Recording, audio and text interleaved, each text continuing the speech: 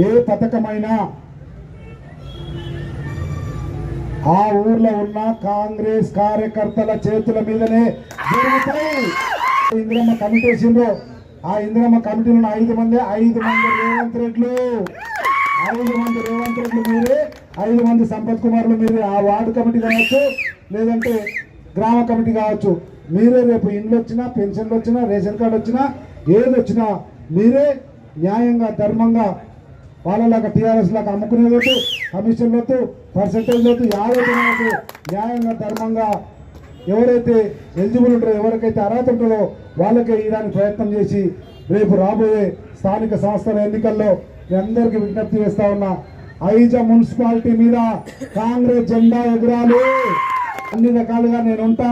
రేవంత్ రెడ్డి ఉంటాడు, ముఖ్యమంత్రి ఉంటాడు, ప్రభుత్వం.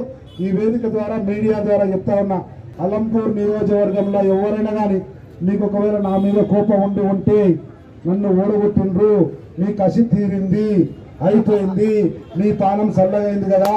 కానీ ఇప్పుడు మాత్రం ఐజను పట్టణాన్ని, అలంపూర్ నియోజకవర్గాన్ని అభివృద్ధి చేసుకోవడానికి దయచేసి ఇంతకుముందు ఉన్నవాళ్ళు లేకుండా అక్కడక్కడ కాలువలు తిరిగేటోళ్ళు అందరూ కూడా పెద్ద మనసుతో కాంగ్రెస్ పార్టీలోకి రావాల్సిందిగా 2 చేతులతో విజ్ఞప్తి చేస్తా ఉన్నా.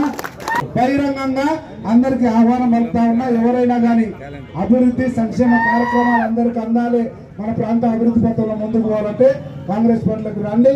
రేపు స్థానిక సంస్థల్లో అందరం కూడా కలిసి విజయం సాధించుకొని రేవంత్ రెడ్డి నాయకత్వంలో అందరం కూడా కలిసి ముందరకు పోదామని చెప్పి తెలియజేస్తూ మరొకసారి ఇంత మంచి కార్యక్రమాన్ని ఏర్పాటు చేసినటువంటి మీ అందరికీ, నిర్వాహకులందరికీ కృతజ్ఞతలు, ధన్యవాదాలు తెలియ